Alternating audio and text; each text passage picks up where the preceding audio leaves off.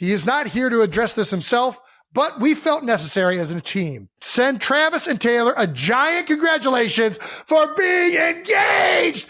Yeah! I would be lying if I said that that level of hate and just like online chaos doesn't impact me. It does. No, I think he's a great player. I think he's a great guy, and I think that she's a terrific person. So I wish them a lot of luck. I mean, look at that ring. I think it works both ways. That is nice. These days. That is nice. I mean, congratulations. This is awesome. Taylor Swift and Travis Kelce just flipped the internet upside down with their fairy tale engagement, complete with a rose garden and a $500,000 rock that looks like it belongs in a museum. First up, one of Taylor couldn't resist chiming in, because of course he didn't. And then on the same day, Kelce's ex Kayla Nicole made sure the spotlight hit her family's big news too. Next, Kelce's dad Ed revealed the NFL star was sweating harder over proposing than he ever does on the field. After that, all eyes turned to the jaw-dropping vintage-inspired 8-carat engagement ring worth $550,000. And finally, because it's Taylor, she also broke podcast records just casually hanging out with Travis and Jason. The internet just went into meltdown mode because Taylor and Travis finally sealed the deal with a storybook engagement, and while fans are busy decoding every sparkle of that ring, one of her most famous exes couldn't help but join the party. Yep, Taylor Lautner, the Twilight heartthrob who once played leading man both on screen and in her love life, decided to react. The guy reposted the NFL's engagement announcement like your supportive but slightly too invested cousin at a wedding. Let's just say fans immediately clocked it. Now, Lautner and Swift go way back to 2009, back when skinny jeans and BlackBerry phones were peak culture. They met filming Valentine's Day, kissed on screen, then tried it off screen. But the spark fizzled faster than a pumpkin spice latte in July. Insiders swore he was all in, flying around just to see her while she was, well, not really doing the same. 2 months later, poof, over. Years later, Lautner even admitted she was the one who pulled the plug. Brutal, but hey, at least he got an iconic breakup song out of it. Fast forward, Lautner moved on, married a nurse named Taylor, and still kept things friendly with Swift.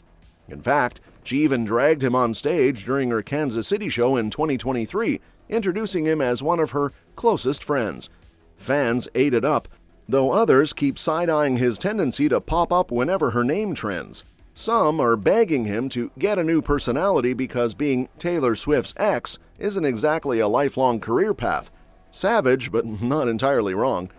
Meanwhile, on the very same day Kelce and Swift broke the internet with their storybook romance announcement, his ex, Kayla Nicole, decided she's not here for the noise. Nope, she hit Instagram like, "Congrats and all, but let's talk about my family news." Instead of moping, she threw the spotlight on her little sister Layla, who just transferred to Langston University to hoop it up for their women's basketball team. Honestly, that's a flex. While the internet is gushing over diamonds, Kayla's hyping jump shots. Her post wasn't just proud big sis energy either. She slid in a link asking folks to chip in for the Lady Lions fundraiser. A smooth move if you ask me. Like, yeah, my ex may be winning rings, but my sister's chasing championships too, so cough up some support. Timing-wise, chef's kiss. It's giving classy distraction. Kayla and Kelce had one of those on and off situationships that stretched across 5 years before they finally called it quits in 2022. Then, barely a year later, he popped up publicly with Swift, and the rest, well, turned into front-page history. For Kayla, though, that came with its own storm. She's been pretty open about how rough the whole split felt, especially once Swifties locked onto her like hawks. The poor woman said she couldn't post a brunch selfie without someone diving into her comments, debating her worth like it was a congressional hearing. I am worthless and I'll never be a talented person and I have no career. Yeah. Even to this day. Yeah. So you still experience it? Oh, yeah. Yeah. You could go to my most recent post and it will be people debating each other why. I would be lying if I said that that level of hate and just like online chaos doesn't impact me. It does. At one point, she even admitted she and Kelce can't speak in public anymore because thanks to his situation, things would get way too awkward. Add in the fact she lost touch with the Kansas City WAG crew, yes, even Brittany Mahomes, who's now basically Swift's stadium BFF, and it's clear the breakup wasn't just losing a boyfriend, it was losing a whole social circle. But here's the thing, Kayla's no wallflower. When she teamed up with WNBA star Angel Reese last year and aired out how much the hate got to her, Swifties pounced hard, telling her to move on. Still, she keeps showing up, reminding everyone she's more than just Kelce's ex, and honestly, last night's post? Perfect example. And while Kayla was playing it cool online, Travis himself was apparently sweating bullets behind the scenes before he even got that yes. Turns out, the big NFL tough guy was stressing harder about his proposal than he probably ever has in a fourth quarter. According to his dad Ed, Travis was pacing around like, where's the perfect spot? What's the perfect way? How do I make this magical? Basically acting like a groomzilla before there was even a wedding. Enter the dad squad, Ed Kelce and Scott Swift, who basically told him to chill out and just do it. Their advice? Forget the fancy setups. You could propose on the side of a high and it would still be special. Not exactly the Pinterest board Travis had in mind, but hey, sometimes dads know best. And in true plot twist fashion, he didn't rent out the Eiffel Tower or skywrite her name with a jet. He popped the question in his own garden in Missouri. Honestly, that's kind of baller. Like, why book Versailles when you've got roses blooming in your backyard and a diamond the size of a car headlight to back it up? No wonder both families saw this coming a mile away. Ed straight up admitted everyone had been waiting for the announcement because the two are just that in sync. What's even cuter is how Ed gushed about Taylor, calling her the perfect fit for Travis. He's like a proud dad-in-law already, talking about how she's wonderful and how they balance each other out. And let's be real, he's not wrong. She's quoting Aristotle in her lyrics. He's out there catching touchdowns. It's the ultimate Beauty and the Beast, but make it NFL edition. She's very good for him. I don't hesitate in saying that at any point. They are two people that truly deserve each other. He and Taylor. There's no question about it, yeah. Have you listened to the podcast, the record-breaking podcast? Yes, I did. Taylor, what were your thoughts? Oh, it was good. I think it was awesome. It was great to see them back and forth. They're two people obviously very much in love. Even Taylor herself leaned into the teacher-jock stereotype with that cheeky Instagram caption about an English teacher marrying a gym teacher. If Hallmark doesn't snatch this storyline, they're sleeping. But rewind to where it all began, because the proposal almost feels like the season finale of a show we've been binge-watching since July 2023. That's when Travis first tried to shoot his shot with the infamous friendship bracelet stunt at Arrowhead. Except she ghosted him before the concert because she doesn't talk pre-show. Ouch. He admitted he was butthurt, which is possibly the most relatable thing a 6'5" football star has ever said. Instead of sulking, he tossed the ball into her court by publicly inviting her to one of his games, basically saying, "You rocked Arrowhead, now come see me rock Arrowhead." Bold play. Speaking of Taylor Swift, I know you went to the Taylor Swift concert. How was it? Yeah, well, I was disappointed that she doesn't talk before or after her shows because she has to save her voice for the 44 songs that she sings. So I was a little butthurt I didn't get to hand her one of the bracelets I made for her. You made her a bracelet? Yeah. If you're up on Taylor Swift concerts, there are friendship bracelets, and I received a bunch of them being there, but I wanted to give Taylor Swift one with my number on it. Not right now.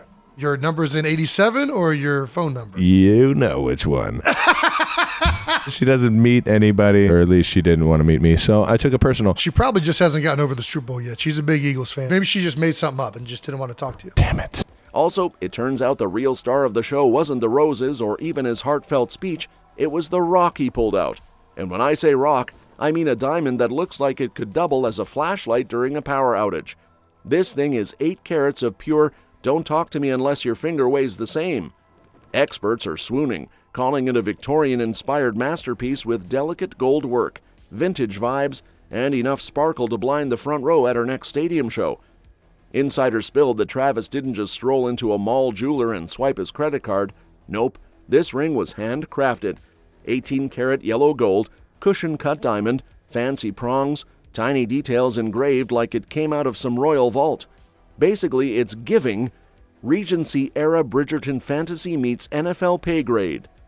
Even jewelry critics, who normally sound bored describing billionaires' bling, are hyping this up as their favorite celeb sparkler of the year. That's like winning the Diamond Olympics. And of course, the price tag? Just a casual $550,000. $500,000 sitting on her finger like it's no big deal. For Travis, that's maybe 2 good catches and an endorsement deal, but for us mortals, it's like 5 houses, a yacht, a retirement combined. Fans are joking that she's going to need a bodyguard just for the left hand, and honestly, not wrong. And speaking of things that could light up a stadium, apparently Taylor doesn't just snatch headlines with diamonds, she's now breaking the internet with a podcast.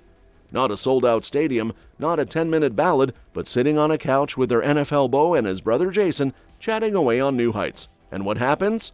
Record shattered. This thing pulled in 1.3 million people watching at the same time on YouTube. That's not a podcast, that's a digital Coachella. At this point, she could read her grocery list and still trend #1 worldwide. Fans lost it over the episode, mainly because it wasn't just let's laugh about football. Taylor casually slid in the announcement of her next studio album, The Life of a Showgirl, like it was no big deal. Imagine pulling off a career-defining reveal in the middle of your boyfriend's bro podcast. That's what we call main character energy. Add in their retelling of how they first linked up, Travis hyping her every accomplishment like the president of her fan club, and an album cover reveal, and the internet had no choice but to combust. The number since? Over 20 million views. That's blockbuster movie territory for a 2-hour podcast. People have been joking that even Marvel should be worried. Who needs superheroes when Taylor's sipping coffee and talking about reclaiming her masters? And speaking of that, the chat went way deeper than most Swifties dared hope. She cracked open the vault on the whole Masters drama, teased whispers about a possible Super Bowl halftime show, and spilled details from the highest-grossing tour in music history like she was catching up with friends over brunch.